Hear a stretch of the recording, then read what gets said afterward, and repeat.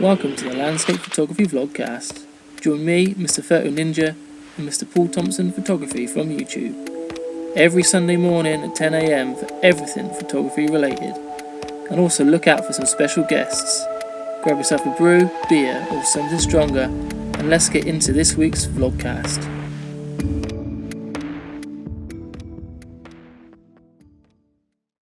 All right, so welcome to the podcast, and this week we've got Michael and Chris Perea. I am pronouncing that last name right, and I apologies if I'm not. Oh, no, perfect.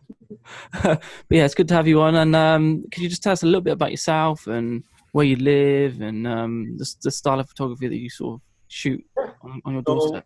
My name is Mike Perea, and I am raised here in Arizona, U.S. Southwest, landscape photographer, and myself and my wife here run a YouTube channel. We do workshops, tutorials, things like that. And yeah, been doing it for, I don't even know now, 5 years-ish, something like that.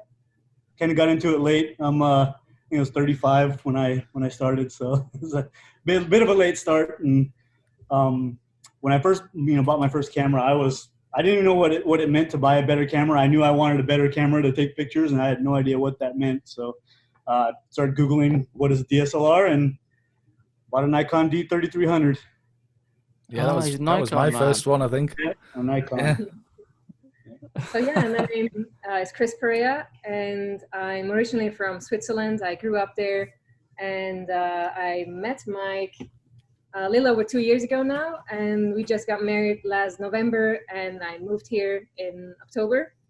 And then for photography, I think I started out on film like years and years ago, and then one of my first digital cameras was a Nikon too. I think something like a 7200 something. And also I always had photography as a hobby. And I would say probably about 5 years ago, I started to do wedding photography. And 2 years ago or 3 years ago, I wanted to get more into landscapes. It was always a hobby for me. And so that's when I started to do more landscape photography. Cool. Yeah, cool. And put the cam in.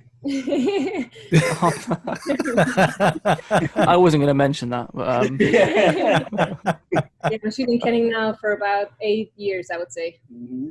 oh, so you're fully integrated then. Obviously, you've gone to the other side. Yes, I'm heavily invested in Canon. The camera she uses weighs as much as the car battery, I think. It's the 1DX Mark II for landscape, so it's pretty impressive. She carries that thing around. Wow. Right. Well, you're all right if you're in the middle of nowhere and you need some backup. You just hit them with that. Yeah, you don't need, there's no guns needed.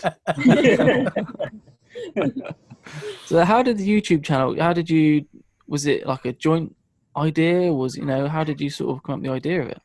I started the channel originally, I'd say probably a little over 2 years ago, and it was mainly just, I honestly didn't know. I had a GoPro, and I didn't know what I was doing. Really. I was just kind of filming what I was doing, and kind of fumbling along for a couple of years until I started really taking it in, seriously as far as trying to tell a story and doing things like that. So mostly it was just documenting my trips, documenting my hikes and my outings and things like that. So yeah, about 2.5 years ago. And then when Chris would come out, she'd come out to visit me when we were just dating, and I'd have her on the channel and stuff. And then, when she came here full time, when she moved here in October, then we kind of made it a our channel type thing and went from there. So It's such a good idea, isn't it? yeah. There's not many couples, is there, doing this sort of thing? No, not that I can see as far as landscape photographers that are actually out in the field shooting. I don't know. Yeah, maybe one or two smaller channels, but Yeah. Yeah, I'm friends with Sam and Hannah Bowes. They're from the UK, and they're quite they're quite small, sort of my sort of size, and they're a real nice couple. But yeah, apart from them, I don't know of anyone else who does it really. But yeah, it's such a good idea. It was nice. We met originally. We had both signed up to go to Patagonia with Thomas Heaton and Brendan Vanson.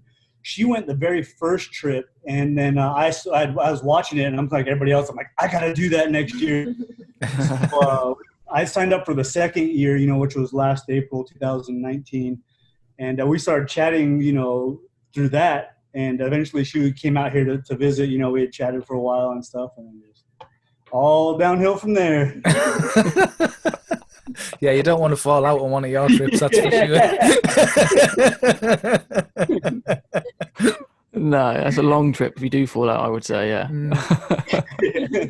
Especially when she's got a 1DX to hit you with. No, absolutely.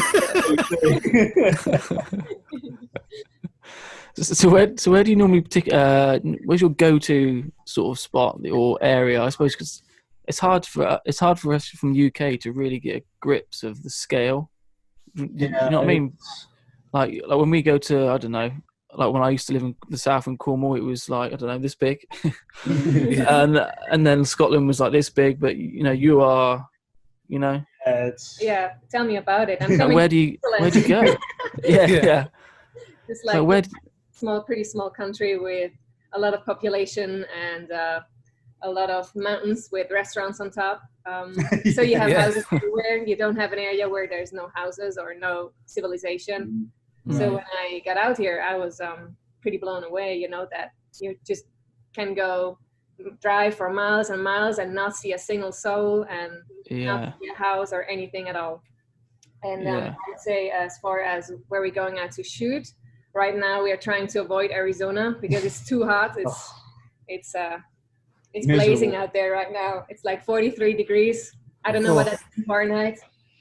It's I know we always have this thing like that. I have no idea. Fahrenheit and Celsius is still one of those things we can't even figure out. But so it's right now today it was around 110 degrees Fahrenheit. So and that's 40. What is it? 40?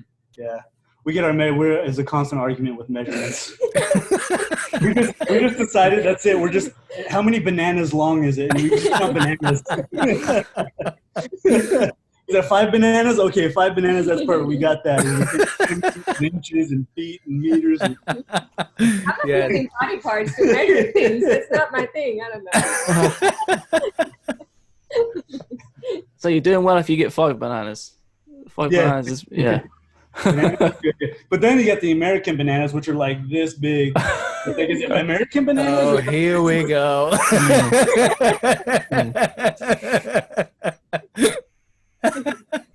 a mess. It's a mess. Our daily struggle. But compared to, like I said, the U.S., so you can drive from the state that we live in, you can drive from the south part of the state to the north part of the state in about, I'd say, 8 hours.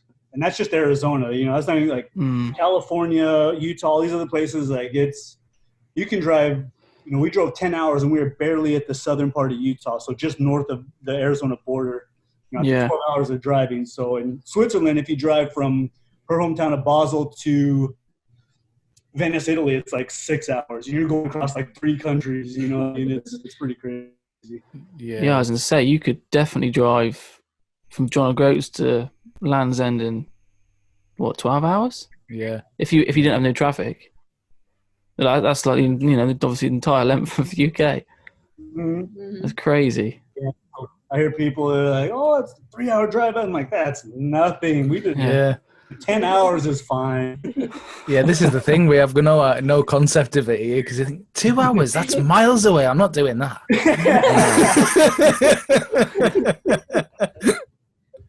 10 bananas. Yeah. Bananas, yeah. 10 bananas, yeah. 10 bananas. So your class in a banana was like an hour's drive. Is that what you said? Yeah. Right. Scale it when we're dealing with dragon time. Yeah. Mm-hmm. So I always find like when we go out and shoot here, like even when, say you do go out into Scotland or the Lake District, and there's nothing that's gonna eat you. There's nothing that's gonna sting you. You might run out of fuel and have to skip in your van for a night. Someone's gonna find you. What's it like having? I suppose you're used to it, but what's it like having that sort of? Is it intimidating knowing that it could be quite dangerous? Well, I guess you have to get used to the cactus. That's like the biggest thing because in Europe, most of the places you can just walk and have your eyes to the horizon and enjoy enjoy the scenery. And you cannot do that here. You constantly have to look down. You have to watch where you're placing your feet so you're not, brushing by a cactus and they just jump you. I don't even know what's going on. And They look evil. Right now it's also right now it's also the rattlesnake season, so you gotta be careful with that.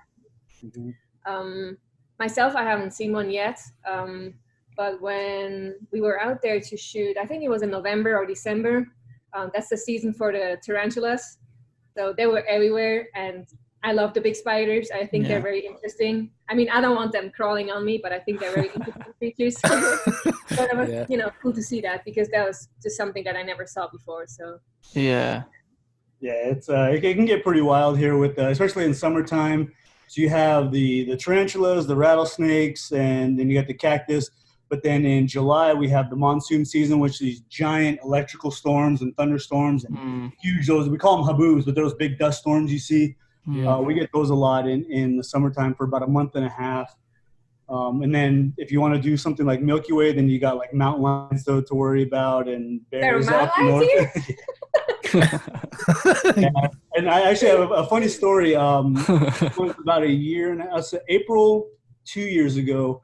I was out shooting Milky Way with a friend of mine, and we're out shooting. We're out in the desert. It's dark. It was about a 3-mile hike into the backcountry, and we hear the sound every once in a while. We couldn't figure out what it was. It sounded like almost like a baby deer. It seemed like just a really high pitch, just like a squeak almost.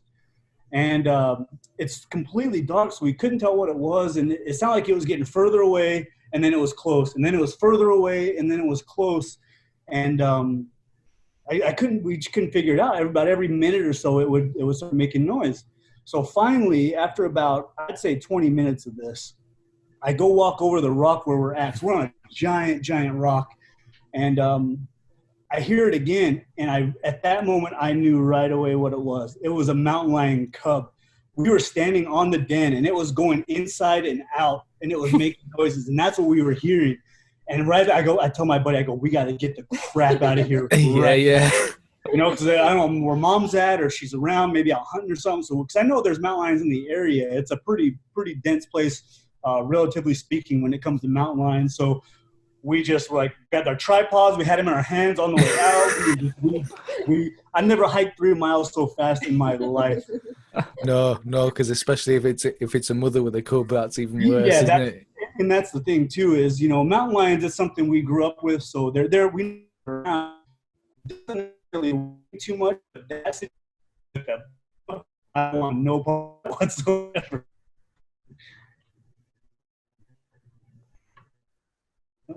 Freezer. Yeah, it froze. It froze a little bit.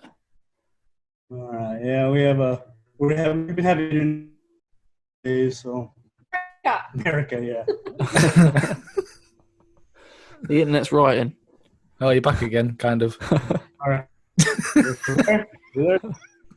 Put some music on, you can do robotics.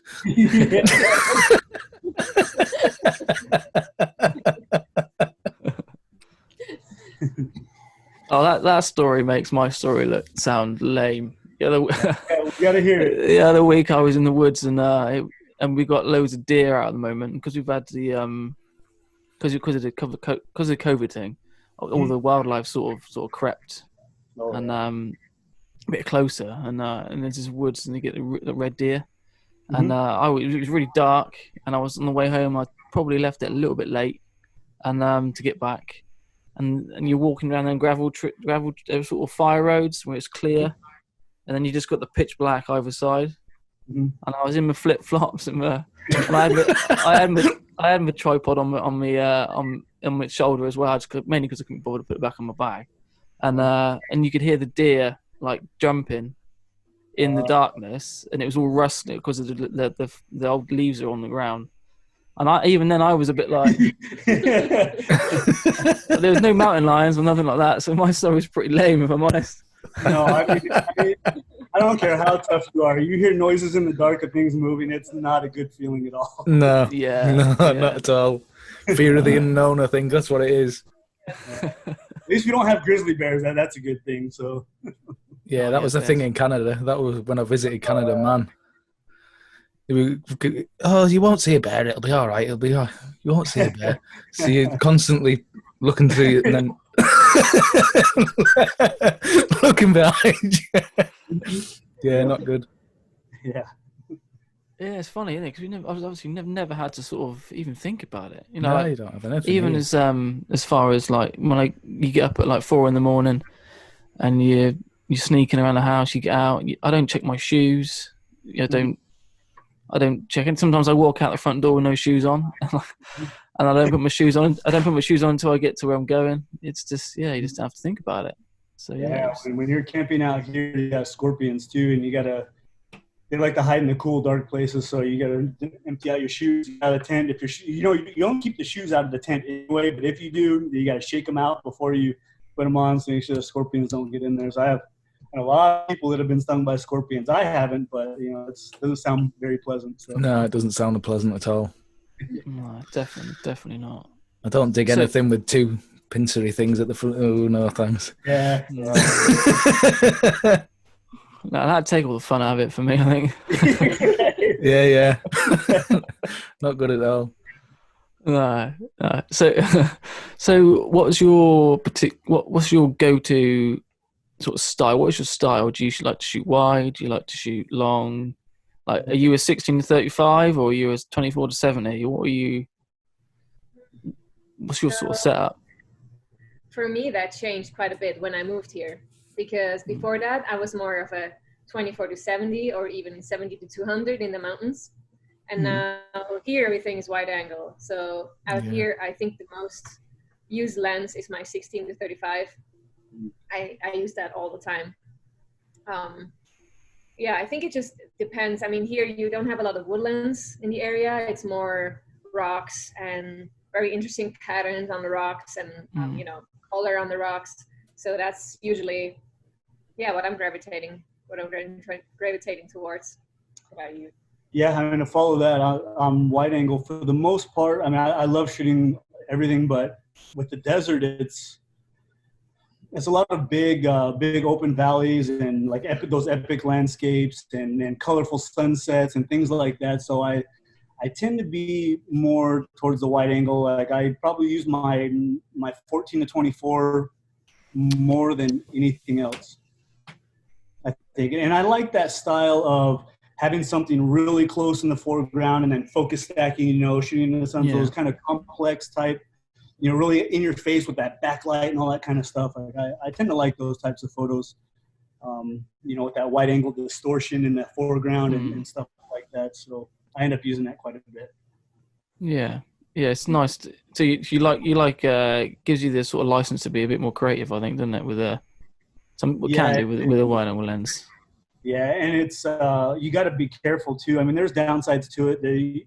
With those wide angle lenses, I mean, you guys know you end up incorporating a lot, and you got to pay attention to the edges and seeing what's creeping into your photo, and it's a lot of little micro adjustments here and there to kind of get that look you want without including everything in the photo. So it can be tough. Yeah. It can be. Yeah, I suppose it's the look you're going for, and there's always a downside or a trade-off, isn't there? Right. Yeah. Did any of you ever shoot in the desert? No, never. No. We've got nothing like that over here. No. Yeah, you struggle to find wide expanses at all, really. I mean, obviously you've got the Lake District and places like that, but it's not like you've got your standard wide angle shots, but there's not like massive vistas, really. Not like huge expanses of land, anyway. Right. Yeah. So do you? Where have you travelled to? Have you got any plans or places that you want to go back to? Or yeah, so right now, because of everything that's going on, we just stick to the U.S. Southwest, Utah, Arizona, New Mexico, and California too. Before the shutdown, though, we were kind of traveling everywhere. When she was living in Switzerland, we were meeting all over the place.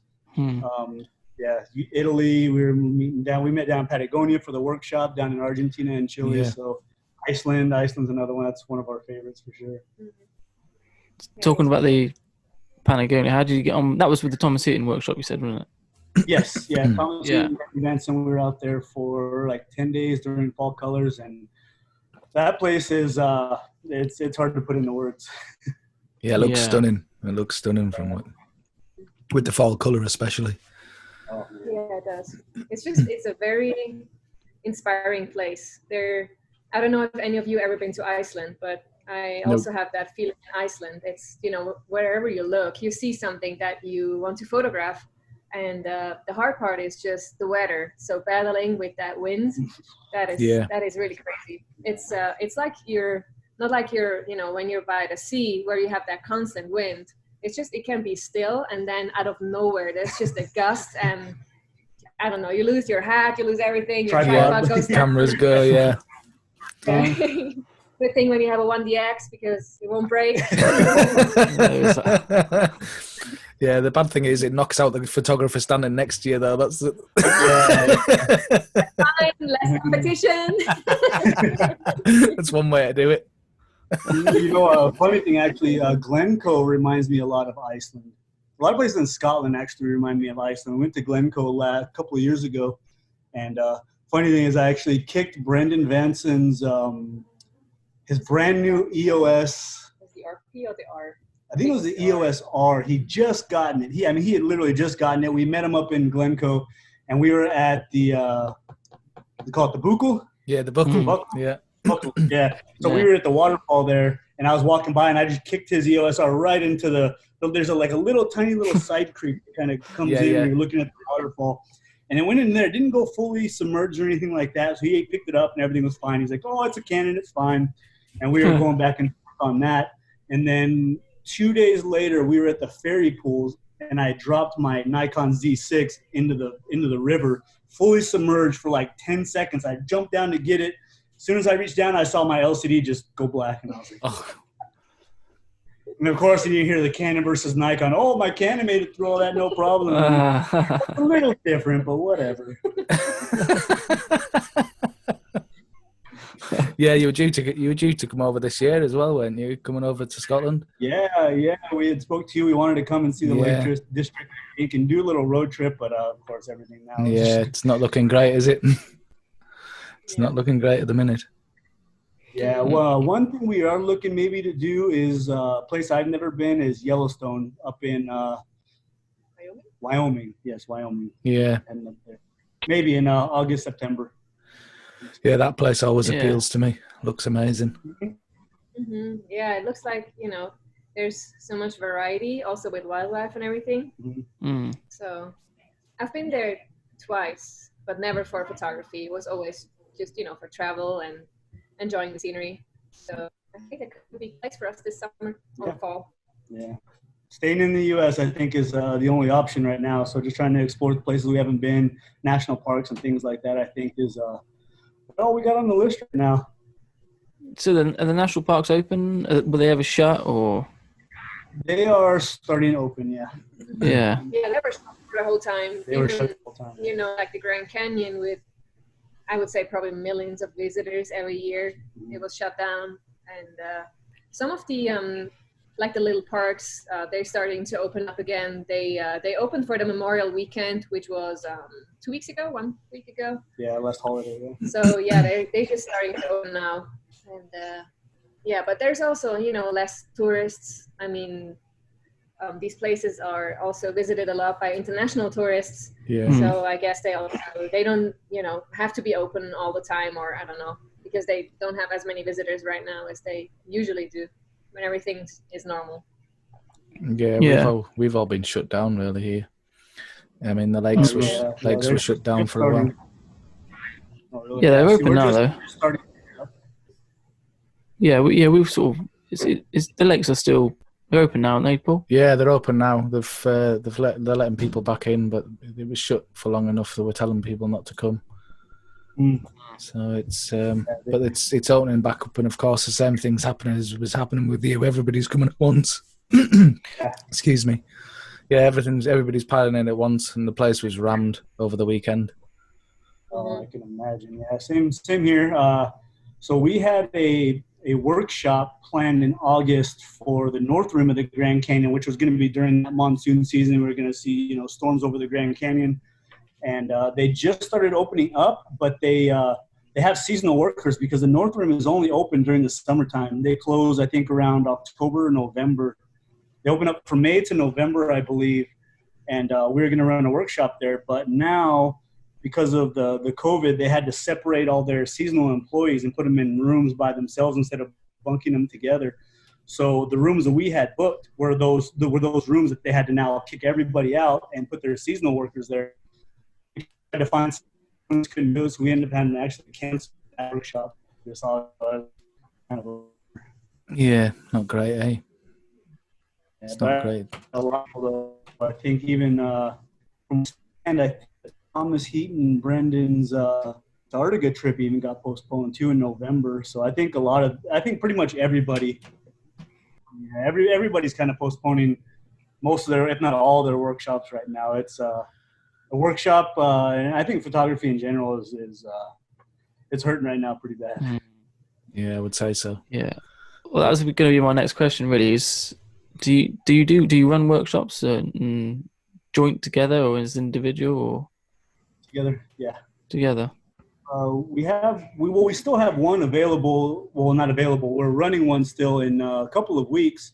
It's on public land, so we don't have any restrictions or anything like that. And all the participants, we had to move it back a month, and they were all okay with it. So as far as that goes, we still have the one workshop. But other than that, yeah, we're not even planning anything right now. Just we're waiting to see what happens because, I mean, who knows what's going on? Yeah. You just got no idea when things are going to start moving again, have we, really? That's the problem. No, I know international flights here are going to be put onto 2-week quarantines, aren't they? International flights coming in. Mm-hmm. So it's crazy. I don't think it's gonna put everyone off, I think. No, absolutely not. I mean, if you think about that, I mean, that's 2 weeks. You just have to be in quarantine and then probably coming back another. So you're talking about a month off of work just for quarantine, not alone whatever you want to spend. You know, it's just. Yeah, it's crazy. It's going to be hard. You know, like I've had to cancel 4 workshops now. Well, postpone them. And so a lot of people wanted their deposits back and things. So, but when we go back, when we are eventually allowed to sort of creep into doing workshops, it's going to be hard to. I think it's going to be a bit hard to sell, isn't it? To get people to be okay with the concept of it, especially like I don't know about your workshops, but lots of the one-to-ones I do are generally with more mature people, shall we say, older people. You know, and they got lots more time and money to spend on workshops, and they're probably not going to be as keen, are they? Right. Yeah, there's a lot of things to think about, really. I mean, you talk about the travel part of it is definitely a big part of it, but also logistics with, you know, riding in cars together and all this other stuff too. It's just, you know, if you have multiple people in a workshop, figuring out how everybody's going to get around, and then you got, you know, waivers and things like that maybe to sign now. It's just it's hard to say. Yeah. It's a mess. It's a mess, basically.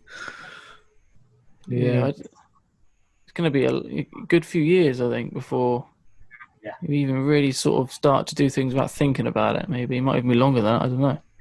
Yeah, absolutely. Yeah. So are you both full-time professional photographers, or do you? Yeah, I'm full-time.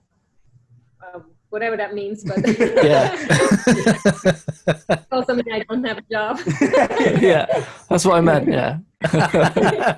You haven't got a real job. No, I'm still having fun with the photography job.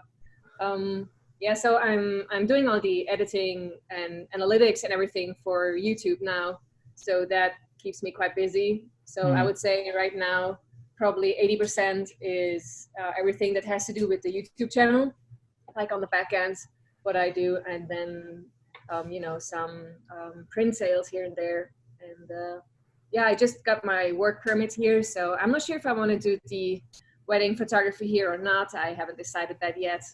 I always enjoyed wedding photography, even though other people, like a controversy with with working with people. If you're a landscape photographer, usually you don't like people. Yeah, definitely not. Wouldn't be my choice.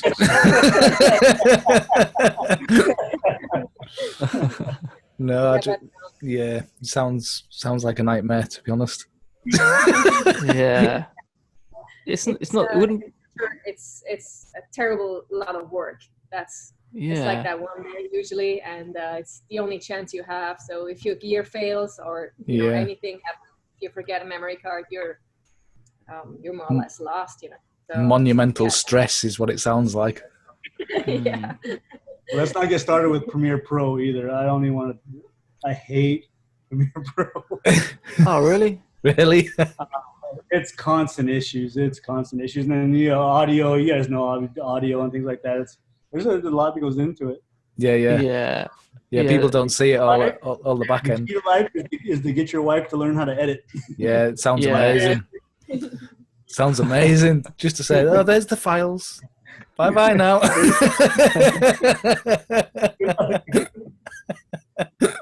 Yeah. You're lucky, mine though, Mike. My partner used to go out quite a bit, and most of the time she's pretty good, but sometimes you look over and she's sort of like looking, and you're like, are you done yet, or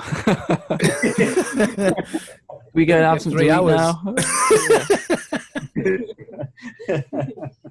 Because it's always that classic thing where like once a week or one night a week I do my editing, generally to stupid o'clock, and then once a week I generally go out, try and do at least one video, so I'm a week ahead then, if you know what I mean.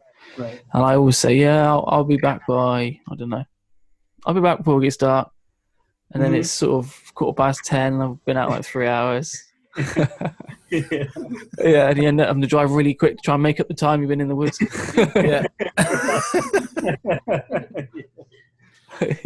Oh, absolutely. So how do you go about filming? How would you go about filming your videos? Do you have like a routine? What's the sort of setup? Honestly, a lot of what we do is just kind of wing it. You know, sometimes if we know a location and a type of video, if we want to do maybe a little more travel, or if we're doing a tutorial, usually we don't decide that until we're out in the field. And if there's something that we're like, okay, we can make this a tutorial, then try it. But you guys know, you never know what you're going to run into out in the field. So we try and film as much as possible. If we have maybe a couple of ideas, maybe we'll film a couple of, pieces of the camera with different ideas. That way later on, if we end up going with one, we can use those clips. And if we do something else, and we try, but if I'm honest, most of the time it's just we wing it. We just fly by night is what we do, and then we'll see what happens. Man after my own heart. Don't do any of this planning stuff. Been through this before, haven't we, Tom? Yeah. Don't do planning. Right. Turn up and see what happens. Mm-hmm. That's probably why I get so stressed. That's the trouble though. When you have limited time, it does put pressure on, doesn't it? Yeah, definitely. You think, I've got 3 hours. I have to get an image, a video, and then when I get back, I got one night to edit it for next week. So it's a lot of pressure in there. Yeah, and sometimes it's hard not to have fun in the same. I mean, you also want to have fun in the process. And, you want to have a video and you want to have a photo, and so sometimes we're both just like, let's just not film this and let's just have fun. Let's just enjoy it. But when the conditions are very good and we're sure we'll get, both a good photo, then let's film it. Let's share the fun that we're having here and show everybody what we're doing and how we set up and everything. Yeah, I think that's a big thing too, is trying not to put pressure. But I think we all know it doesn't matter. It usually happens anyway. I gotta get a video, and it's natural to feel that way. I think we fall into it all the time. And it's like we gotta get a video. We gotta set up. We gotta walk past the camera, and then we gotta come back and grab the camera, and then we gotta set up again. Yeah, you know how it is. Yeah. We also gotta try and find a photo on top of that, and it's like. Yeah, it's difficult. It's certainly a challenge anyway, every time you go out. Oh yeah. I like watching people. I like it when you go out and you're doing that in your head, aren't you? Before you're doing it, you think, well, I'll do this, I'll do that. and then you've got like, I don't know, families having a picnic in Yeah. over there, and they're like, What's he watching this doing?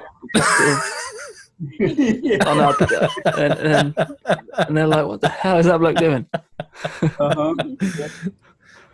Yeah, Yeah, you're talking to the camera and someone walks up and you just kind of act like you're doing, filming. And yeah. that's another thing too. I still have a hard time if there's a bunch of people around. I still don't. Oh yeah. I can't do it. I just can't do it if there's a whole load of people around. Doesn't.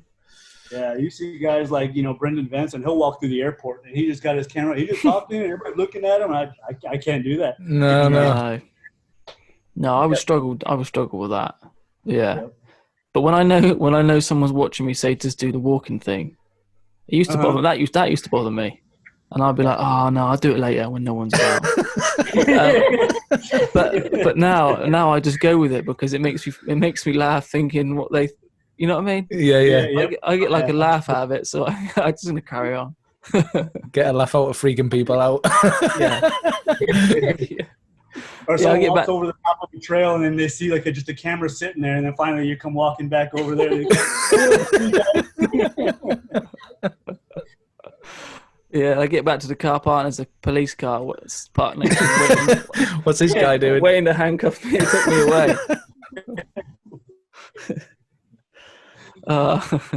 Oh yeah. So we normally finish with a quick fire round. Mhm. I don't know how you want to do this because normally there's just one. I don't know whether you want to just jump in and. So I'll start, and we'll do like an alternate. So Oh, she can okay, go, yeah, I'll that's go. cool, So yeah. Right, that'll All work right. well. I'll do that. No worries, right. So, black and white or color? Color. Mirrorless or DSLR? DSLR. Oh, a big DSLR. Big DSLR. Big deal. Landscape or portrait? Portrait, I think. Light or composition? Light. Filters or exposure blending? Exposure blending. Photoshop or Lightroom? Photoshop. We're gonna cause a domestic, aren't we? Yeah. You can see that 1DX getting taken out the bag now. The screen will just go black as the big 1DX comes across. If you guys see me, I got a black eye right here. I seen it, Mike. Don't worry, I've seen it. Sunset or sunrise? Sunrise.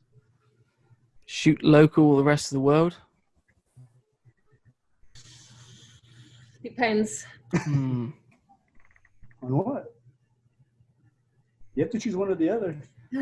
Obviously, if no restrictions.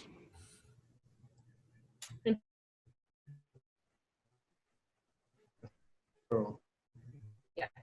World. Rest of the world. I kind of already answered this, but plan or spontaneous? Yes. Wow, and this one's again, woodland or landscape? Woodlands. Intimate or grand vista? I would in Vista, but I do instruments a lot. When I do actually do them, I like them a lot. But I think more often Vista. Grand vista. Well, thank you so much for coming on. It's been a real blast chatting to you. Pleasure. For having us. And yeah, so where can everyone find you? I take it you're on YouTube and Facebook and the usual places. Our YouTube channel is Perea Photography, and My Instagram is Chris__Perea. and mine is Mike Perea Photography on Instagram, and then website is MikePereaPhotography.com. That's Mine great. is ChrisPereaFineArts.com. We'll make sure we stick all the links down in the show notes and on the YouTube channel. Yeah. So yeah, thanks so much for coming on. It's been interesting. It's been a real laugh. It's been nice to Yes. Awesome. have a I laugh. appreciate it. Thanks for coming on, Appreciate guys. that. Cheers. Thank you.